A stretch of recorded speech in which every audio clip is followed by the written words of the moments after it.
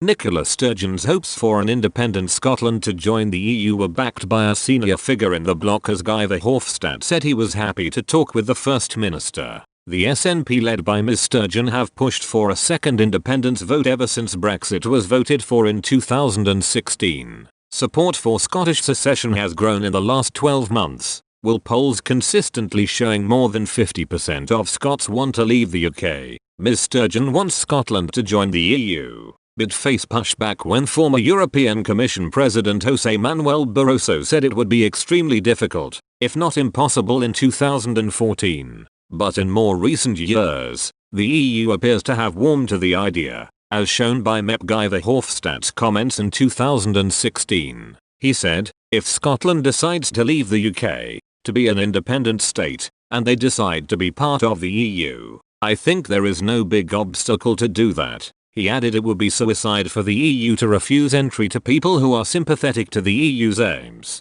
After the UK voted to leave the EU, Mr Verhofstadt wrote on Twitter, "It's wrong that Scotland might be taken out of the EU when it voted to stay. Happy to discuss with Nicola Sturgeon." This sentiment was echoed by Belgian MEP Philippe Lamberts, who said it would be a definite yes for Scotland joining the bloc. On whether an independent Scotland could join the EU, the co-president of the European Greens told Daily Express last month, "Yes, the answer is a definite yes. There would be no obstacle for Scotland joining if the UK is no longer in the EU, and this time independence would be different, because in 2014 Scotland would have left the UK and the EU at once. Now Scotland is leaving a smaller union to join a bigger union." He also had high praise for Ms Sturgeon personally, tipping her as a potential future candidate for European Commission President. He continued, "Nicola Sturgeon comes across as a genuine person, politically astute and someone whose word can be trusted,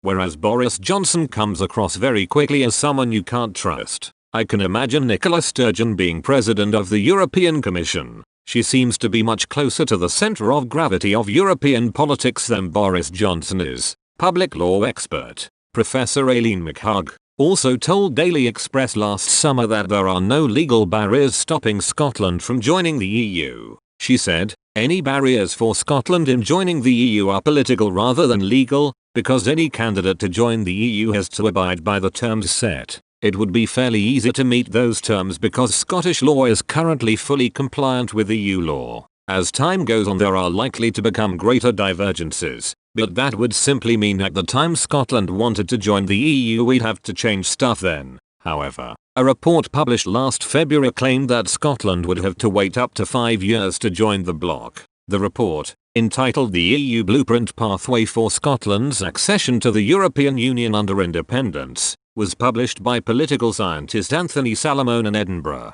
It said, Scotland will reasonably take 4 to 5 years to join the EU. The government should adopt a target to EU accession of 4 years.